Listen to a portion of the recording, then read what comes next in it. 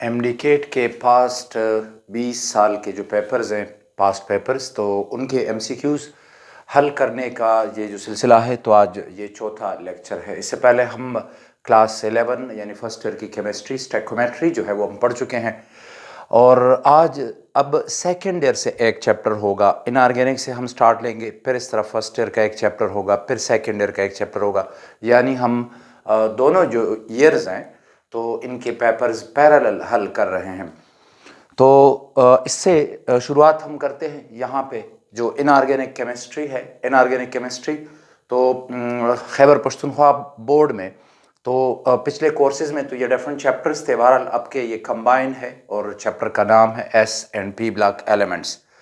और पंजाब बोर्ड में और बाकी जो बोर्ड्स हैं तो उन्होंने इसको 5 चैप्टर्स में डिवाइड किया हुआ है, कि जिसमें periodic classification of the elements पहला चैप्टर है, और इसके बाद फिर S ब्लॉक एलिमेंट्स हैं, फिर ग्रुप 3 और 4 के एलिमेंट्स, ग्रुप 5 और 6, और फिर हैलोजन और जो नोबल गैसेस हैं।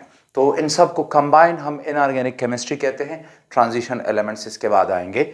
तो इनऑर्गेनिक केमिस्ट्री से हम शुरुआत करते हैं। तकरीबन ये 100 के करीब ये क्वेश्चंस बनते हैं, जो सारे मैंने कलेक्ट किए। 100 क्वेश्चंस इनऑर्गेनिक केमिस्ट्री के SP ब्लॉक एलिमेंट्स के इन चैप्टर से आए हैं। मैंने इनकी एनालिसिस की, तो जो सबसे ज़्यादा क्वेश्चंस आते हैं वो रिएक्शंस पे बेस्ड हैं।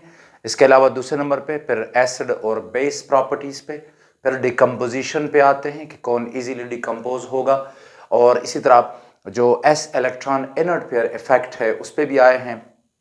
तो ये मुख्तलिफ कैटेगरीज हैं। मैंने इनको ज़रा सेम ग्रुप्स में रखा हुआ है ताकि आपको समझने में आसानी हो।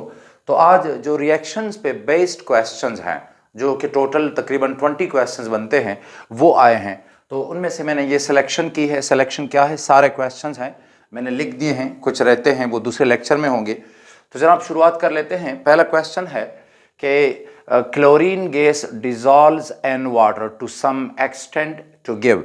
क्लोरीन गैस जो है तो वो पानी में डिजॉल्व हो जाती है और रिएक्शन कर जाती है पानी के साथ, और नॉर्मल टेम्परेचर पे हाइपोक्लोरस एसिड बनती है, HClO। तो जो सोल्यूशन आता है वो क्लोरीन गैस की वजह से, क्लोरीन चूंकि येलोविश ग्रीन कलर का है, तो इस वजह से ये जो सोल्यूशन होगा वो ग्रीनिश कलर सोल्यूशन आ जाता है। यानी हमारा ये आंसर है बी ऑप्शन। रिएक्शंस मैं साथ साथ लिखता जाऊंगा, समझाता जाऊंगा। देखिएगा, ये है क्लोरीन गैस। क्लोरीन गैस को अगर हम पानी से पास कर ले, बबल कर लें थ्रू वाटर, तो प्रोडक्ट बना देगा HClO। ये हाइपोक्लोरस एसिड है और साथ साथ HCl भी बनती है। ये रिएक्शन रिवर्सिबल है, और HClO जो है हाइपोक्लोरस एसिड, ये स्टेबल नहीं है, आगे फर्दर डिकम्पोज हो जाती है, और इसका जो रिएक्शन होगा इस तरह होगा। HClO जो है वो आगे डिकम्पोज होके HCl बना देती है और ऑक्सीजन बनती है। तो अगर आप इनको ऐड कर लेते हैं तो ये जो HClO है ये इंटरमीडिएट के तौर पे अपीयर हो रहा है, और क्लोरीन जो है वो वाटर के साथ रिएक्शन करके बना देता है HCl और साथ साथ ऑक्सीजन गैस। रिएक्शन को मैंने बैलेंस नहीं किया, बिकॉज हमें सिर्फ आंसर चाहिए था, और वो है ग्रीनिश कलर। तो ये सोल्यूशन बन जाता है, ये कलरलेस सोल्यूशन है, लेकिन क्लोरीन चूंकि इसमें डिज़ोल्व हो जाती है और कुछ रिएक्शन कर जाती है, कुछ डिज़ोल्व फॉर्म में होती है, तो उस वजह से इसका ग्रीन कलर आता है। फिर नेक्स्ट क्वेश्चन है कि what is the product when chlorine gas is passed over element silicon. Silicon से पास किया जाए और हीट कर लें, and heated it produces colourless liquid having formula.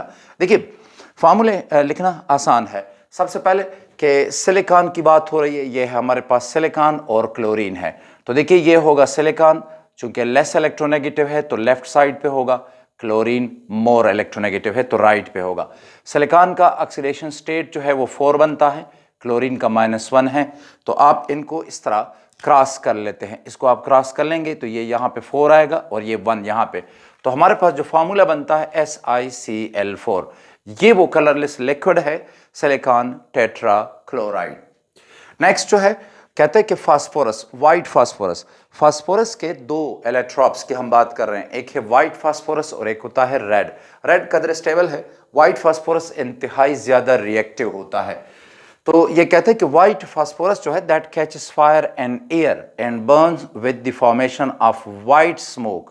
White smoke the product formed is, देखिए जो रिएक्शन होता है वो है, चूंकि ऑक्सीजन की बात हो रही है, ठीक है जी, ये एयर में है और बात हो रही है फास्फोरस की, तो रिएक्शन कुछ इस तरह होगा। देखिएगा फास्फोरस है, इसके मालिक्यूल P4 मालिक्यूल होते हैं और ये एयर के साथ रिएक्शन कर देगा।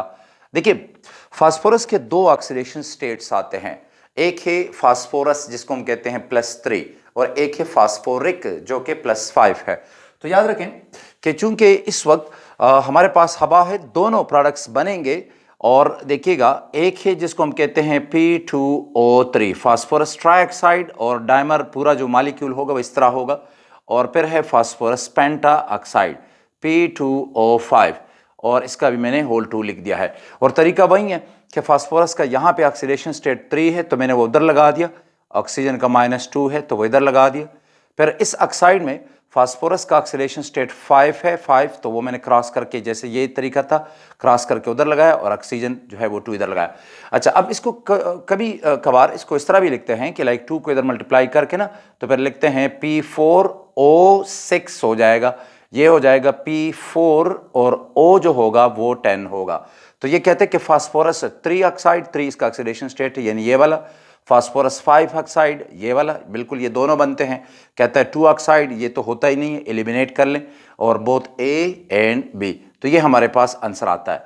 जो वाइट स्मोक है वो इनकी वजह से होता है, ये वाइट प्रोडक्ट है, सॉलिड है, तो पाउडर सा पैदा होगा, जो स्मोक आता है तो वो इसकी वजह से धुआं सा जो होगा, क्लाउड सा आ जाता है, तो वो ये है, दोनों ऑक्साइड पैदा होंगे। अब अगर कभी क्वेश्चन इसमें आ जाता है, जरा लिखिएगा कि अगर लिमिटेड ऑक्सीजन है, ऑक्सीजन कम है, तो ऑक्सीजन कम इसमें है, 2 मोल के लिए 3 मोल है, तो ये बनेगा, प्रीडोमिनेंटली ये होगा, यानी ज्यादा मिकदार इसकी होगी। लेकिन अगर ऑक्सीजन एक्सिस में हो तो इन दोनों में देखें, इसमें 3 मोल है, 2 मोल के लिए 3 मोल और इधर 2 मोल फास्फोरस के लिए 5 मोल ऑक्सीजन है, तो फिर एक्सिस में ये बनेगा। लेकिन ये बने या फिर ये बने, दोनों जो है यानी लिमिटेड में ये भी बनेगा, ज्यादा होगा और इसकी थोड़ी क्वांटिटी आ जाती है। जब ऑक्सीजन को एक्सिस में रखेंगे तो फास्फोरस पेंटॉक्साइड की ज्यादा क्वांटिटी होगी और जो ट्राइऑक्साइड है इसकी क्वांटिटी कम होगी खतरे। नेक्स्ट क्वेश्चन कहते हैं कि स्टीम ऑफ क्लोरीन, यानी क्लोरीन गैस जो है that is passed over heated sulphur, sulphur को हीट किया गया है और यह है chlorine, form an orange coloured foul smelling liquid, एक बदबूदार सा केमिकल और ऑरेंज कलर है इसका, लिक्विड है। ये लिक्विड का मतलब कि मोलर मास इसका काफ़ी ज़्यादा होगा, क्योंकि दोनों नॉन मेटल हैं, सल्फर भी और क्लोरीन भी, तो नॉन मेटल के कंपाउंड गैसेस भी आ सकते हैं, वो लिक्विड भी आ सकते हैं और सॉलिड भी आ सकते हैं। अगर मोलर मास कम है तो फिर ये गैसेस होंगे, मोलर मास अगर बढ़ जाता है तो फिर ये लिक्विड्स होंगे और इस तरह और भी बढ़ेगा तो फिर सॉलिड होते हैं। तो ये हमारे पास है लिक्विड। तो देखिए ये नहीं बनता, बिकॉज सल्फर के साथ 2 क्लोरीन कैसे अटैच कर सकते हैं आप? चले हाइड्रोजन तो छोटा एटम है, क्लोरीन बहुत बड़ा एटम होता है, 2 क्लोरीन है, यहाँ पे लॉन पेयर है, ये रिपेल करते हैं तो ये स्टेबल नहीं है। यहाँ पे अगर हाइड्रोजन है तो H2S ठीक है वो बनता है, लेकिन आप सल्फर के साथ बड़े एटम ब्रोमीन और आयोडीन और क्लोरीन ये आप इसके साथ अटैच नहीं कर सकते, ये वाला प्रोडक्ट बन जाता है। बिकॉज अगर ये टूट जाए और ये इस तरह आ जाए कि मिसाल के तौर पर यह है सल्फर और फिर सल्फर, तो इसके साथ क्लोरीन और इसके साथ क्लोरीन और लॉन पेयर की वजह से ये ज़रा बैंड स्ट्रक्चर आ जाता है। हाइड्रोजन सल्फाइड हैं और 2 लॉन मतलब जैसे हाइड्रोजन सल्फाइड में होता है 2 लॉन पेयर, तो इधर भी सल्फर पे 2 लॉन पेयर्स होते हैं, यहाँ पर भी होंगे और यहाँ पर भी है।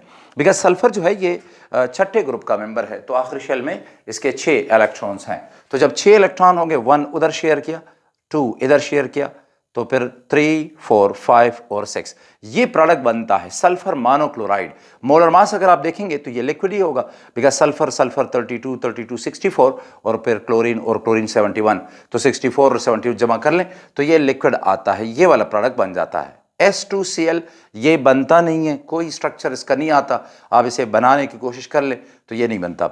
अच्छा, तो मिक्सचर ऑफ ये और ये भी सही नहीं है। अच्छा, तो नेक्स्ट जो है ये कहते हैं कि व्हाइट फास्फोरस जो है दैट कैचेस फायर स्पॉन्टेनियसली, यानी ये वाला क्वेश्चन फिर दोबारा इधर दिया गया है, आप ये देख सकते हैं, लेकिन मैंने इसको इसलिए क्या बताया आपको कि आपको अंदाज़ा हो कि कौन सी चीज़ें बड़ी ज़रूरी हैं, वो बार बार रिपीट होती हैं, सिर्फ अल्फाज जो है वो चेंज कर दिए जाते हैं, और जो क्वेश्चन का तरीक़ाकार है, यानी जो वर्ड्स यूज़ करके वो क्वेश्चन पूछा जाता है, तो वो चेंज कर लेते हैं। अब वही कहता है कि white phosphorus catches fire spontaneously, यानी खुद ब खुद ही हवा में ये आग पकड़ लेता है और P2O3 और P2O5 बनाएगा, forming a mixture of oxide, select the oxides. अब यहाँ पर ये ऑक्साइड्स हैं, देखें ये है P2O3, तो ये एक ही है, ये इसका सिंपल फार्मूला है, ये टोटल फार्मूला है। P5O10, P3O6 ये भी नहीं आता, तो हमारे पास जो आता है वो यही फार्मूले हैं। देखिए 2 2s are 4, तो P4O6, तो ये हमारे पास है P4O6, और फिर नेक्स्ट ये है, तो देखें ये है P4 और O10 होगा, तो ये हमारे पास प्रोडक्ट आता है। अच्छा, तो MCQs के लिए, मल्टीपल चॉइस क्वेश्चंस के लिए जब आप तैयारी कर लें तो ज़रा 3 चीज़ें जहन में रखें। जो भी पेपर, जो भी क्वेश्चन आप, जो टॉपिक आप पढ़ते हैं, तो उसमें 3 चीज़ों पे ज़रूर नज़र रखें कि जो मैक्सिमम है उसमें, और जो उसमें मिनिमम है, और जो एवरेज है, ये 3 चीज़ें। और जहाँ पर ये लफ्ज़ आ जाता है कि डिक्रीजेज़, इंक्रीजेज़, तो ये वाली लाइनें जो होती हैं ये बुक में ज़रूर हाईलाइट कर लें, अंडरलाइन कर लें, ये ज़रूरी होती हैं, ये आती हैं। और जहाँ पर एक और चीज़, इनऑर्गेनिक केमिस्ट्री में एक और चीज़ आपने याद रखनी है कि जिधर कलर्ड प्रेसिपिटेट आ जाता है, कलर्ड, वाइट तो काफ़ी कॉमन है, कलर्ड रेड और ऑरेंज और ये, तो ये वाले सेंटेंसेस हाईलाइट करें, ये ज़रूरी होते हैं, ये आते हैं। और इस तरह कोई गैस अगर रिलीज़ हो और उसकी स्मेल भी हो, कलर अगर है उसका, तो कंफर्म के क्वेश्चन ज़रूर उस पर आता है, और अगर उसकी स्मेल है तो उसके चांसेस और भी बढ़ जाते हैं। तो अगर कलर्ड गैस है, कोई स्मेल है, तो वो ज़रूर आप उसे अंडरलाइन करें। फिर कहते हैं कि नेक्स्ट जो है, कहते हैं कि चूज द करेक्ट रिएक्शन। अब ये रिएक्शन इसका जो है, लेड ऑक्साइड जो है वो इस वक्त सोडियम हाइड्रोक्साइड के साथ रिएक्शन करता है, चूंकि एम्फोटेरिक है तो रिएक्शन कर लेता है। तो ये कहता है कि कौन सा रिएक्शन सही है, तो ये मेमोरी बेस्ड क्वेश्चन है, ये तो नहीं बनेगा। लेड जो है वो 4 इलेक्ट्रॉन इस तरह नहीं दे सकता, मतलब ये इस तरह का बेस या नहीं आएगा, मतलब ये स्टेबल नहीं है। साथ साथ सोडियम ऑक्साइड भी है, तो वो बड़ा रिएक्टिव है, वो इसको कन्वर्ट कर देगा किसी और प्रोडक्ट में। और ये है हमारे पास सोडियम हाइड्रोक्साइड का सोल्यूशन है लेड ऑक्साइड के साथ मिलके, तो ये प्रोडक्ट हमारे पास आता है। अब ये है क्या, ये देखें, ये इसका नाम है टेट्रा, यानी सोडियम टेट्रा हाइड्रोक्सो प्लम्बेट, और लेड का जो ऑक्सीडेशन स्टेट है वो यहाँ पे देखिएगा +2 है, और यहाँ पर भी ये +2 है, तो ये बन जाएगा, नोट कर लें कि ये होगा सोडियम टेट्रा हाइड्रोक्सो प्लम्बेट और 2। यानी जब आप लिखते हैं कि प्लम्बेट, तो प्लम्बेट में यहाँ पे आप 2 इस तरह रोमन में लिख लेंगे, जो कि इसके ऑक्सीडेशन स्टेट को जाहिर करता है। फिर ये वाला भी ठीक नहीं है, बिकॉज लेड जो है तो वो 4 के साथ ये अटैच होगा इस तरह, और ये 2 किस्म के आयन्स है, ये वाला नॉर्मल आयन है और ये जो है ये कॉम्प्लेक्स आयन है, और इस तरह ये वाला रिएक्शन भी ठीक नहीं है। अच्छा, नेक्स्ट जो है ऑक्सीडेशन स्टेट से भी आप इनको चेक कर सकते हैं। कहता है कि विच oxide sodium metal predominantly form an oxygen. देखिए, सोडियम के मुख्तलिफ ऑक्साइड्स होते हैं, बल्कि ऑक्साइड्स बाकी एलिमेंट्स के भी डिफरेंट होते हैं, सब oxide, peroxide, normal oxide, super oxide वगैरह। देखिए, सोडियम जो है, तो जो छोटे एटम्स होते हैं, छोटे एटम्स जिनका साइज कम होता है, यानी छोटे जो आयन्स हैं, तो उनका नॉर्मल ऑक्साइड स्टेबल होता है। लाइक लिथियम आयन है, तो छोटा आयन है, तो लिथियम का नॉर्मल ऑक्साइड स्टेबल है। फिर जब आयन का साइज बढ़ जाता है, लाइक सोडियम वगैरह, तो फिर ये परऑक्साइड स्टेबल होते हैं, और आयन का साइज मजीद बढ़ जाता है, तो फिर ये सुपर ऑक्साइड जो है वो होते हैं। तो सोडियम जो है प्रीडोमिनेंटली ज़्यादातर जो बनाएगा वो परऑक्साइड बनाएगा। नॉर्मल ऑक्साइड की क्वांटिटी इसमें बड़ी कम होगी, और यानी एक्सेस ऑफ ऑक्सीजन में ये पर ऑक्साइड बनाता है। ये फार्मूला भी गलत है, सोडियम का ऑक्सीडेशन स्टेट 3 नहीं होता, तो आप इसे भी क्रॉस कर लेते हैं, और इसी तरह सोडियम का ऑक्सीडेशन स्टेट 2 भी नहीं होता, तो इसे भी आप क्रॉस कर लेते हैं। बस ये दोनों रह जाते हैं, तो इनमें आप देख सकते हैं कि ऑक्सीजन की क्वांटिटी जो है वो इधर ज़्यादा है, तो ये बन जाता है। और सोडियम का साइज जो है तो वो ज़रा बड़ा है, छोटा नहीं है, तो नॉर्मल ऑक्साइड उसका नहीं बनेगा एक्सेस ऑफ ऑक्सीजन में। और अगर ऑक्सीजन की मिकदार कम है तो फिर तो मजबूरी है सोडियम की, फिर तो नॉर्मल ऑक्साइड ही बनेगा। अच्छा, on strong heating orthoboric acid gives. देखिए, आर्थोबोरिक एसिड जो है तो ये जिसको हम सिंपली बोरिक एसिड भी कहते हैं H3BO3। तो अगर इसको हीट किया जाए, जरा देखिएगा कि अगर स्ट्रांग हीटिंग इसकी हो H3BO3 और इसको रेड हीट किया जाए तो पहले तो मुख्तलिफ एसिड्स ये बनाता है, लाइक मेटाबोरिक एसिड बना देगा, फिर टेट्राबोरिक एसिड बना देगा। चूंकि रेड हीट है तो आखिरकार इसमें से ये H2O की फॉर्म में निकल जाता है, तो ये बन जाएगा H2O और आपके पास बोरिक एनहाइड्राइड जो है वो आ जाता है, यानी B2O3। तो ये है बोरिक एनहाइड्राइड, यानी पहले ये बनेगा, कहते हैं ये स्ट्रांग हीटिंग है। तो अगर तकरीबन 100 तक टेम्परेचर है तो मेटाबोरिक एसिड बन जाता है, और फिर तकरीबन 140 तक टेट्राबोरिक एसिड आ जाता है, और फिर स्ट्रांग हीटिंग पे ये बोरिक एनहाइड्राइड H2O इसमें से निकल जाता है। तो बोरिक एनहाइड्राइड B2O3 ये बना लेता है। नेक्स्ट क्वेश्चन में कहता है कि सोडियम हाइड्रोक्साइड जो है it acts on aluminium oxide too. तो देखिए ये है सोडियम हाइड्रोक्साइड, ये एक स्ट्रांग बेस है, एल्यूमिनियम ऑक्साइड एम्फोटेरिक है। एक और चीज जो मैंने कहा था कि एसिड बेस पे क्वेश्चन आते हैं, इस वक्त तो ये रिएक्शंस वाले हैं, तो एसिड बेस वाले में एम्फोटेरिक जरूर याद रखिएगा। तो सोडियम हाइड्रोक्साइड एक स्ट्रांग बेस है और एल्यूमिनियम ऑक्साइड एक एम्फोटेरिक ऑक्साइड है, और ये दोनों मिलके बनाते हैं सोडियम एल्यूमिनेट। ये फार्मूला सही है सोडियम एल्यूमिनेट का। सोडियम जो है तो वो है +1, एल्यूमिनियम +3 तो +1 +3 +4 हो जाता है। 2 ऑक्सीजन है, 2 2s are 4, तो ये -4 और ये +4। बाकी अगर आप इनके ऑक्सीजन इस तरह चेक कर लें, ऑक्सीडेशन स्टेट से आप चेक कर लें कि कौन सा फार्मूला ठीक है, तो आपको पता चल जाएगा। जरा देखिए सोडियम +1 है, एल्यूमिनियम +3 है, +1 +3 +4, तो इसको -4 होना चाहिए, लेकिन 3 ऑक्सीजन है और 3 2s are 6, तो ये -6 आता है।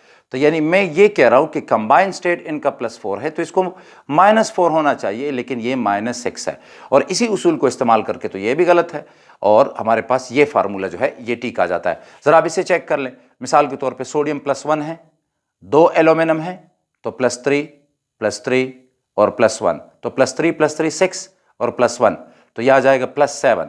तो इनका कंबाइंड स्टेट बनता है +7, और इसका जो स्टेट बनता है 3 2s are 6 -6, तो ये फार्मूला भी गलत है। ये वाला वो वाला भी इसी तरह से गलत है।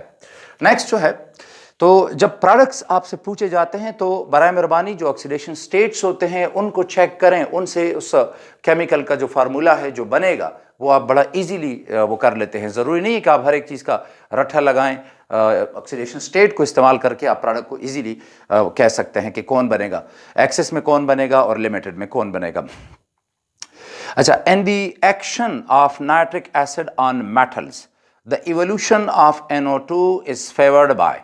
देखिए नाइट्रिक एसिड की कंसंट्रेशन मैटर करती है।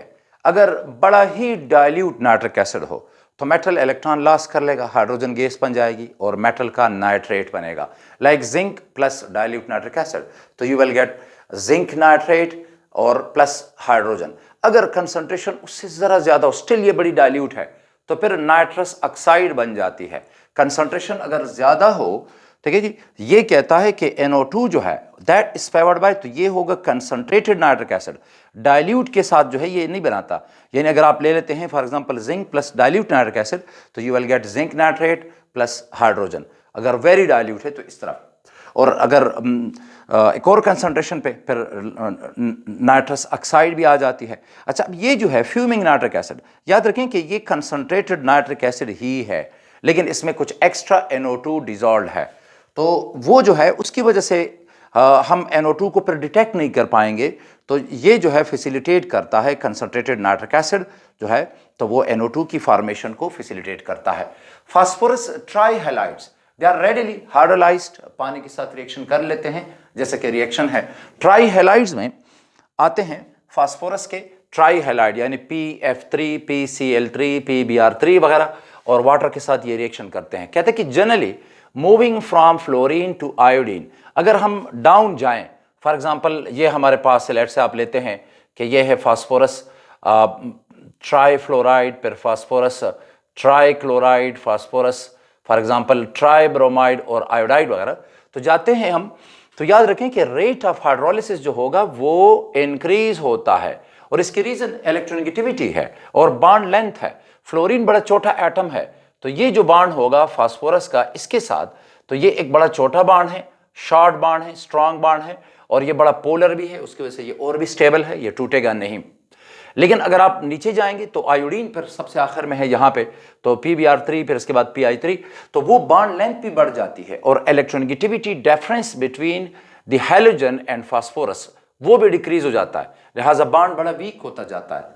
डाउन द ग्रुप जाएंगे तो बॉन्ड वीक होते जाएंगे, तो लिहाजा रिएक्टिविटी बढ़ जाती है। एक सब्सटेंस में जितने बॉन्ड्स वीक होंगे वो उतना ही ज्यादा रिएक्टिव होगा, बिकॉज बॉन्ड वीक हैं तो जल्दी टूट जाता है और किसी और के साथ मिलकर प्रोडक्ट बनाएगा।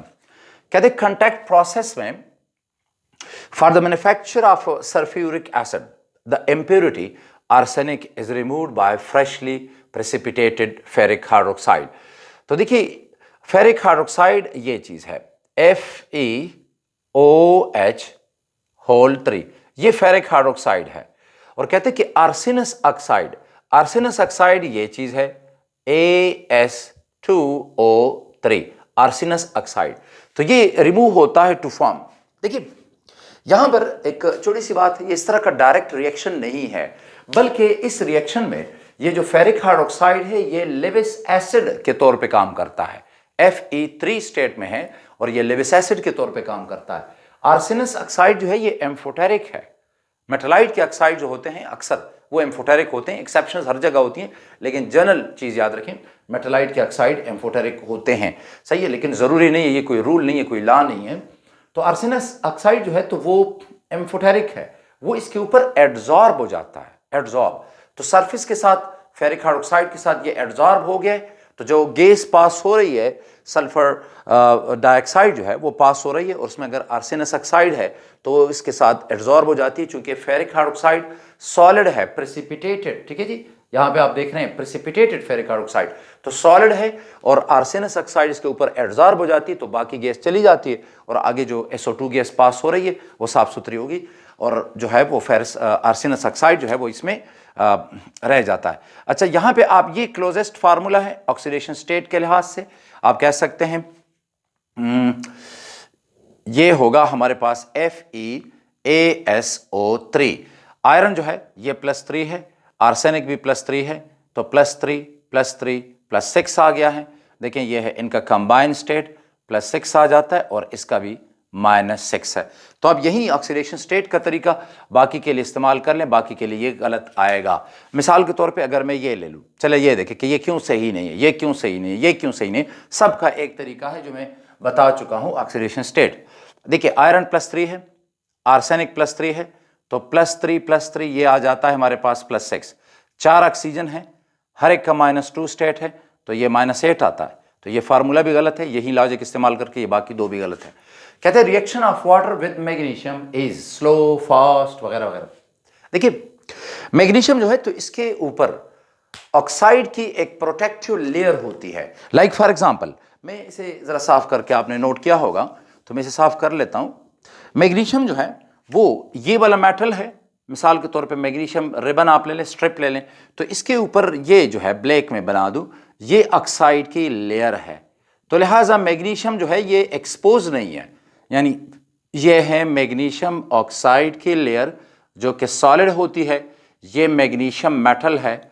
तो अब अगर सराउंडिंग में वाटर है, जैसे कि ये कह रहा है कि हमने इसे पानी में डाल दिया, तो मैग्नीशियम एक्सपोज नहीं है वाटर को, तो रिएक्शन बड़ा स्लो होगा। क्यों स्लो होगा?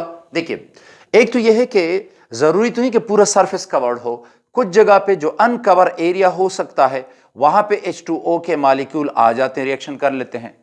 फिर ऑक्साइड की जो लेयर है तो जाहिर है उसमें भी क्रेक्स होते हैं, तो उन क्रेक्स में, जो इनमें क्रेक्स होते हैं ऑक्साइड की लेयर में, तो H2O के मॉलिक्यूल आ जाएंगे, उसके साथ रिएक्शन करेंगे। तो इब्तिदा में ये रिएक्शन स्लो होता है। फिर क्या होगा? स्लो इधर भी है, स्लो इधर भी है। फिर ये होता है कि जब इनका रिएक्शन होता है, जरा देखिए मैग्नीशियम जो है तो ये पानी के साथ रिएक्शन करके बना देता है मैग्नीशियम हाइड्रो ऑक्साइड MgOH2 और साथ साथ हाइड्रोजन गैस बनती है। अब ये जो मैग्नीशियम हाइड्रोक्साइड है ये पानी में कुछ ज़्यादा सॉल्युबल है नहीं, यानी ये बड़ा स्पैरिंगली सॉल्युबल एक कंपाउंड है, तो पानी में ज़्यादा सॉल्युबल नहीं है। तो जिधर जिधर ये आ गया, पानी आ गया और उसने रिएक्शन कर दिया, तो उधर उसने मैग्नीशियम हाइड्रोक्साइड बना दिया। इधर आ गया तो मैग्नीशियम हाइड्रोक्साइड बना दिया। तो जो छोटे बहुत स्पॉट्स थे मैग्नीशियम के जो एक्सपोज था अब वो भी नहीं रहे। तो इब्तिदा में ये रिएक्शन जो है slow in the start and becomes very slow at the end, ये वाला हमारा आंसर बनता है।